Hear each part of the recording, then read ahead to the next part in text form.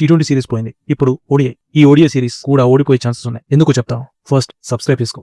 Indian batting lineup T20తో compare చేస్తే ఓడిఐలో చాలా strong గా ఉంది. రోహిత్, విరాట్, కేఎల్ రాహుల్ వీళ్ళ ఇంక్లూజన్ తో బ్యాటింగ్ లో స్టెబిలిటీ పెరిగింది. రోహిత్ అండ్ విరాట్ 968 డేస్ తర్వాత కలిసి ఆడుతున్న ఓడిఐ సిరీస్ ఇది. బ్యాటింగ్ స్ట్రాంగ్ గా ఉంది. But allrounders and bowling department గురించి చూస్తేనే డౌట్ కొడుతుంది. ఆల్రౌండర్స్ గా మళ్ళీ సుందర్ అండ్ షెడ్డీని ఇంక్లూడ్ చేస్తారా? చేస్తే పరిస్థితి ఏంటి? అండ్ బౌలింగ్ లో హర్షదీప్ అండ్ బుమ్రా ఉన్నారు. బట్ బుమ్రాకి ఐపీఎల్ అంతా ఇంప్రెసివ్ గా లేదు. But Bumrah is champion player, comeback ఇస్తాడు. అండ్ మిగతా ఇద్దరు బౌలర్స్ అండ్ ఆల్రౌండర్స్ ఎవరు? I think Kuldeep Yadav and Harshit రాణాని తీసుకోవచ్చు. అండ్ ఆల్రౌండర్ గా అక్షర్ పటేల్ ఆడొచ్చు. వీపు ఆడబోయే గ్రౌండ్ లో యావరేజ్ స్కోర్ 240 ఉండొచ్చు.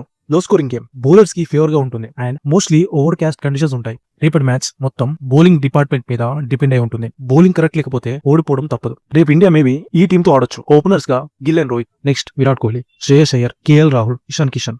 ఆల్రౌండర్ గా అక్షర్ పటేల్.